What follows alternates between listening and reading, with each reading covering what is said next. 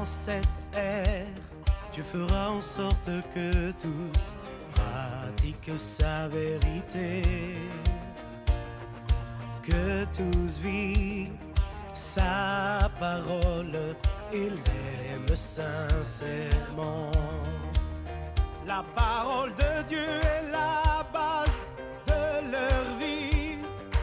Tous ont un cœur. Au nom du Père et du Fils et du Saint-Esprit, le Seigneur soit avec vous. Aujourd'hui, 25 juillet, nous fêtons Saint Jacques, apôtre, frère de Jean. Nous aurons à méditer Saint Paul, chapitre 4, versets 7 à 15. Et nous méditerons aussi Saint Matthieu, chapitre 20, versets 20 à 28.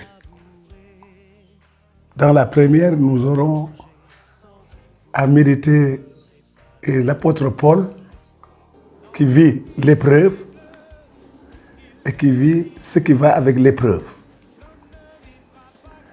Nous aurons à méditer sur Saint Matthieu concernant les fils de Zébédée. Et ses fils sont Jacques, justement, et Jean. Seigneur, protège ceux qui comptent sur toi en cette période de la Covid-19. Sans toi, rien n'est fort et rien n'est sain. En cette fête de Saint Jacques, le frère de Jean, multiplie pour nous tes gestes de miséricorde afin que, sous ta conduite, en faisant un bon usage des biens qui passent, nous puissions déjà nous attacher à ce qui demeure. Par Jésus-Christ notre Seigneur et notre Dieu, qui vit et règne pour les siècles des siècles. Amen. En cette ère, Dieu fera en sorte que tous pratiquent sa vérité, que tous vivent sa parole et l'aiment sincèrement. Nous portons dans notre corps la mort de Jésus. Lecture de la deuxième lettre de Saint Paul, apôtre aux Corinthiens. Frères, nous portons un trésor comme dans des vases d'argile. Ainsi, on voit bien que cette puissance extraordinaire appartient à Dieu et ne vient pas de nous. En toutes circonstances, nous sommes dans la détresse, mais sans être angoissés. Nous sommes déconcertés, mais non désemparés. Nous sommes pourchassés, mais non pas abandonnés. Terrassés, mais non pas anéantis. Toujours nous portons dans notre corps la mort de Jésus, afin que la vie de Jésus, elle aussi, soit manifestée dans notre corps. En effet, nous les vivants,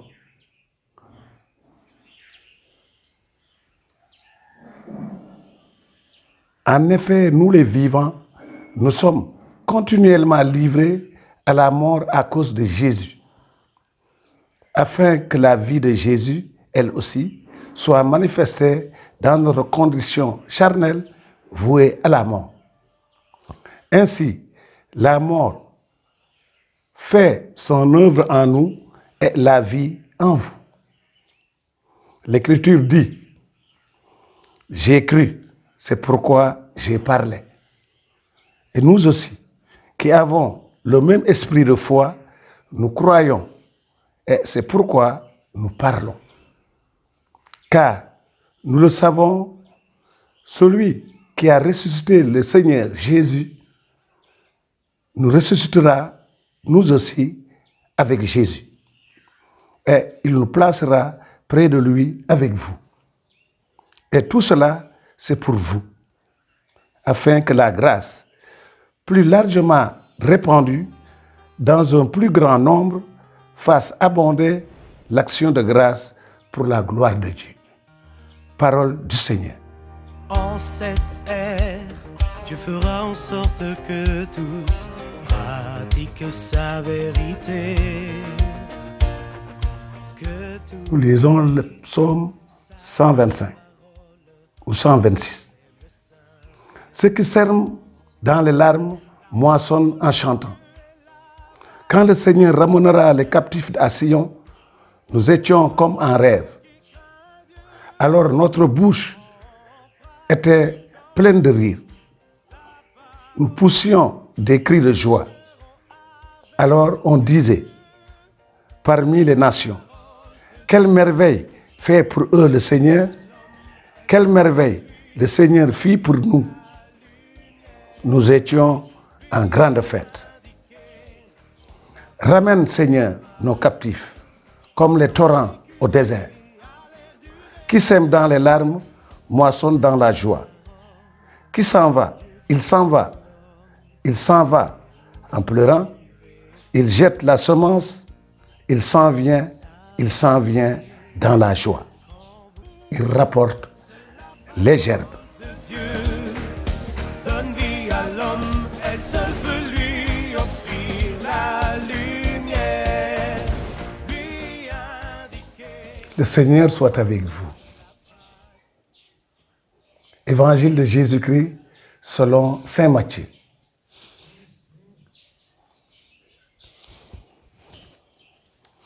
En ce temps-là, la mère de Jacques et de Jean, fils de Zébédée, s'approcha de Jésus avec ses fils Jacques et Jean. Et elle se prosterna pour lui faire une demande. Jésus lui dit, « Que veux-tu » Elle répondit, « Ordonne que mes deux fils que voici siègent l'un à ta droite et l'autre à ta gauche, dans ton royaume. » Jésus répondit, « Vous ne savez pas ce que vous demandez. Pouvez-vous boire la coupe que je vais boire ?» Ils lui disent, « Nous le pouvons. » Il leur dit, « Ma coupe, vous la boirez. Quant à siéger à ma droite et à ma gauche, ce n'est pas à moi de l'accorder. Il y a ceux pour qui cela est préparé par mon Père. » Les 10 autres qui avaient entendu s'indignèrent contre les deux frères. Jésus les appela et dit, « Vous le savez, les chefs des nations les commandent en maître et les grands font sentir leur pouvoir. Parmi vous, il ne devra pas en être ainsi. Celui qui veut devenir grand parmi vous sera votre serviteur. Et celui qui veut être parmi vous le premier sera votre esclave. Ainsi, le Fils de l'homme n'est pas venu pour être servi, mais pour servir et donner sa vie en rançon pour la multitude. Acclamons la parole de Dieu. En cette ère, Dieu fera en sorte que tous pratiquent sa vérité. Que tous vivent. Nous passons à la méditation de nos deux textes. À partir de son expérience, Paul décrit la condition de l'apôtre. Alliage paradoxal de grandeur et de faiblesse. Paul, chargé d'être la lumière du monde, Paul doit acheminer les hommes à la connaissance de Dieu. Mais Paul éprouve une pauvreté de ses moyens devant l'indifférence des hommes, devant leur contestation et devant son propre péché, lui, Paul.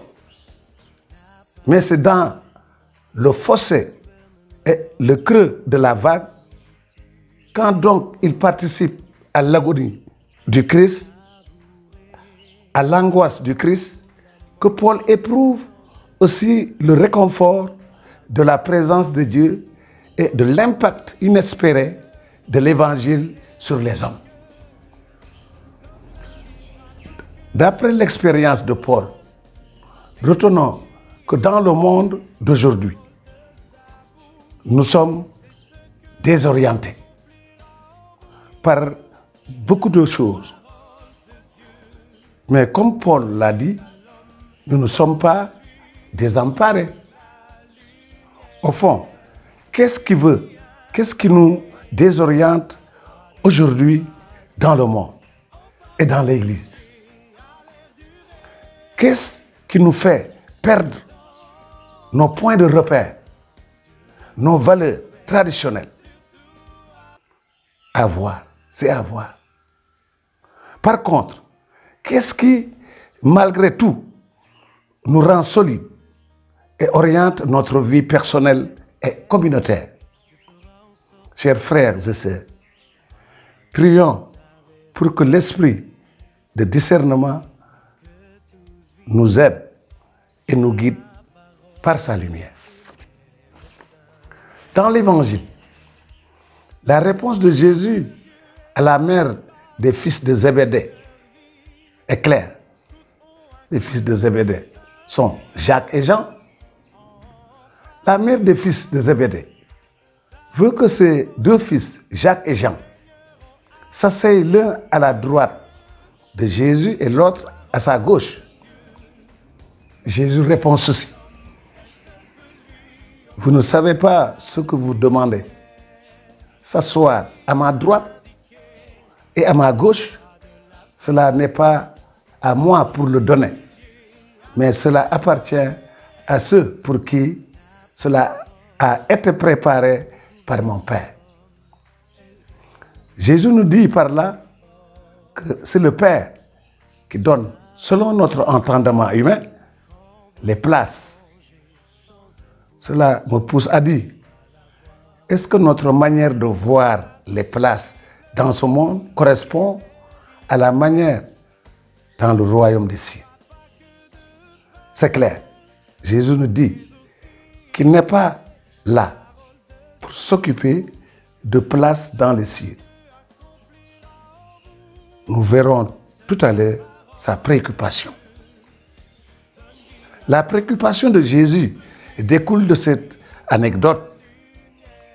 Vous savez que les chefs des nations commandent un maître et que les grands exercent sur les nations leur pouvoir. À partir de cette phrase, Jésus nous dit sa préoccupation majeure. Et sa préoccupation, la voici. Quiconque veut devenir grand parmi vous devra être votre ministre, c'est-à-dire votre serviteur. Et Jésus d'ajouter en disant, quiconque veut devenir grand, être premier parmi vous, devra être votre esclave.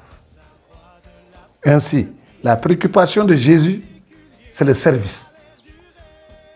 Jésus nous fait savoir, quelles que soient nos fonctions dans l'Église ou dans la société, elles sont vouées au service. Cela me pousse à me rappeler aujourd'hui cette préoccupation de Jésus. Nous exerçons une fonction dans l'Église ou dans la société. Est-ce que c'est pour nous servir, pour nous faire servir ou pour servir? Voilà la question. C'est une interpellation pour chacun d'entre nous. Les mots qui gangrènent aujourd'hui notre société et qui sont contraires au service sont détournement, corruption, argent sale, enrichissement illicite, et j'en passe. Non seulement on doit servir Dieu et le prochain, nous devons nous sacrifier dans le service. Le service va de pair avec le sacrifice qui s'y attelle. Le service comporte une croix, un sacrifice. Rappelons-nous donc ce pourquoi Jésus est venu. Le Fils de l'homme est venu non pas pour être servi, mais pour servir. Et Jésus d'ajouter et donner sa vie en rançon, c'est-à-dire en sacrifice pour la multitude. Amen. Prions. Seigneur Jésus-Christ, par votre intercession, par l'intercession de votre mère, Marie médiatrice, et par l'intercession de Saint Jacques, frère de Jean, que la COVID-19 quitte le monde, à commencer par notre pays, par Jésus le Christ, notre Seigneur. Amen. Notre-Dame de Morolan, priez pour nous. Notre-Dame de Morolan, priez pour nous. Notre-Dame de Morolan, priez pour nous. Le Seigneur soit avec vous. Que le Dieu Tout-Puissant vous bénisse au nom du Père et du Fils et du Saint-Esprit. Amen. Tous ont un cœur qui craint Dieu en pratiquant sa parole. Ils régneront avec Dieu.